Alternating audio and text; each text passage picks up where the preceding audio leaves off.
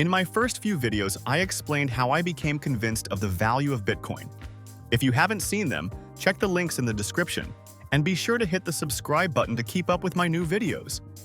In this video, I'm going to go back further and tell you what my first impression of Bitcoin was, which may resonate with you if you're brand new to Bitcoin. I'll also tell you why I was so wrong. Now, I don't remember the exact moment or even year when I first heard about Bitcoin.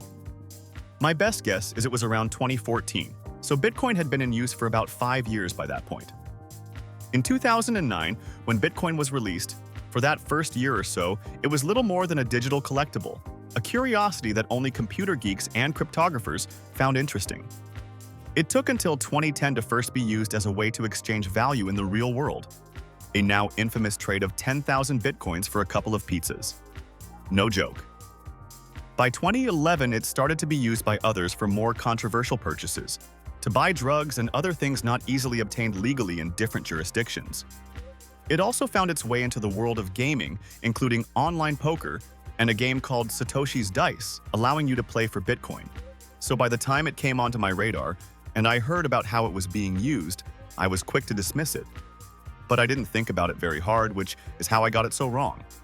On the one hand, it seemed very shady if it was being used by people of questionable morals to skirt the law and buy things I had no interest in. On the other hand, since it was used in games as a way to keep score, it just came across as fake and of no real-world value. But that was my big logical mistake. Both of those things couldn't be true at the same time. People in the real world were in fact using it as money to exchange for real-world things, not just digital artifacts in video games. And I didn't even bother to look deeper or beyond the illicit uses. By 2012, there were also legal, reputable companies allowing it to be used online for their products and services, such as WordPress and Reddit, who were among the early company adopters. The real mental block for me was the fact that it was purely digital, something that only existed online. To my closed mind, it was obviously not even worth as much as Monopoly money. At least Monopoly money was worth the value of the paper it was printed on. Sadly, at that point, I had no real understanding of money and had simply accepted the idea that money needed to be physical, like the dollar bills and coins I had used my whole life up to that point. I just couldn't make the leap despite the fact that even by 2012, online banking and digital monetary transactions had gone mainstream and were widely adopted. Even worse, at that point I still fundamentally trusted the government and accepted its self-appointed role as the only valid issuer of money, with it alone being able to pronounce something legal tender. I had no clue how something, let alone some purely digital, non-physical thing that only existed online, could be created to use as money and where it would get its value.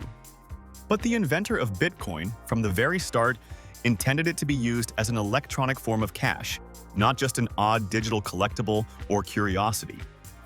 He and other early contributors to the Bitcoin system were visionaries and saw it had the potential to be used as a real form of global money that might even displace the unbacked government-issued paper currencies used by countries around the world. And here we are today, over 16 years since Bitcoin was launched, and in fact, it is now used by tens of millions of people all around the world as a legitimate form of money.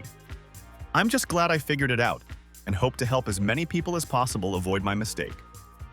To wrap up, I'll mention that in a previous video I already spent some time discussing what makes something money, highlighting the vital importance of scarcity, which is part of what makes Bitcoin the best form of money invented since its supply can't be increased above the hard limit of 21 million.